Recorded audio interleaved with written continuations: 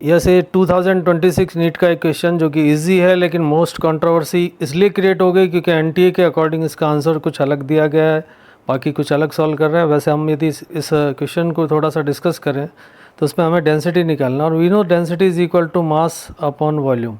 मास भी गिवन है, mass is 5.580 and volume जो है 9.0। यहाँ टोटल सिग्निफिकेंट फिगर 2 है, तो 2 के अकॉर्डिंग हमें इसको एक्सप्रेस करना है रिज़ल्ट को।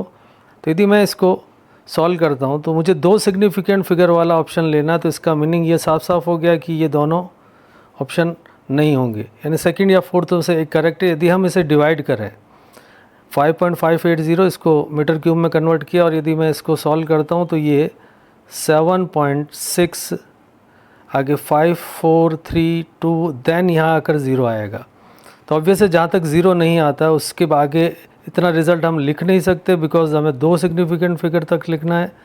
तो 7.6 के अगला डिजिट 5 है, और 5 जो है वो 5 के अगला डिजिट जो है नॉन ज़ीरो है, that is a non zero.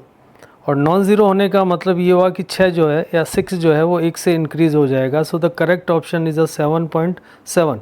अब देखिए इसमें प्रॉब्लम क्या है कि सीबीएसई के अकॉर्डिंग यदि हम स्टडी करें तो सीबीएसई ये कहता है कि यदि 5 नेक्स्ट डिजिट 5 है, नेक्स्ट डिजिट 5 है तो हमें 5 के आगे 5 से पहले वाला डिजिट जो है इवन या ऑड के अकॉर्डिंग चेंज करना है, या उसे 5 के आगे यदि जो भी इवन नंबर है तो सेम रहेगा और ऑड है तो 1 बढ़ जाएगा। लेकिन ख़ास बात एक चीज़ है यहाँ पर, ये रिज़ल्ट यदि ऐसा कुछ होता कि 7.650 क्लियर कट आता तो मैं कहता कि ये 7.65 के अकॉर्डिंग 7.65 के अकॉर्डिंग 7.6 हो जाता, okay.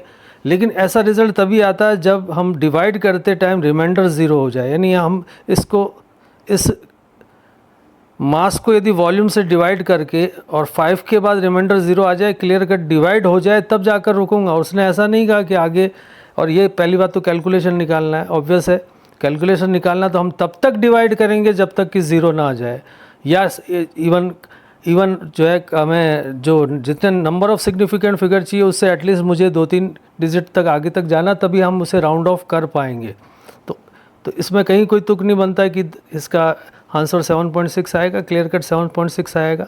According Indian standard rounding off result जो 1960 में फर्स्ट टाइम जो लाया गया था, उसके अकॉर्डिंग मैं आपको काफ़ी रिज़ल्ट यहाँ बता दूँ तो आप देखकर ताज्जुब करेंगे। 0.65 को यदि हम राउंड ऑफ करते हैं सिंगल विदाउट डेसिमल, डेसिमल को हटाते हैं तो 1 आता है।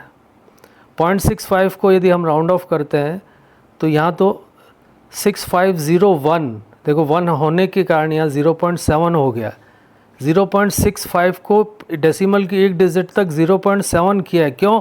क्योंकि 5 के बाद में 5 के कौन सा डिजिट, 5 के बाद के डिजिट्स, सारे डिजिट्स जो भी है वो नॉन ज़ीरो होने चाहिए, तब जाकर 6 रहता। पर अदरवाइज़ देखो आप खुद देखें यहाँ पर 0.65 के अगला डिजिट क्या है, 0.65 का अगला डिजिट 0 है, उससे अगला डिजिट नॉन ज़ीरो है, इसलिए सारे डिजिट 0 होने पर ही ये 0.6 राउंड ऑफ होता।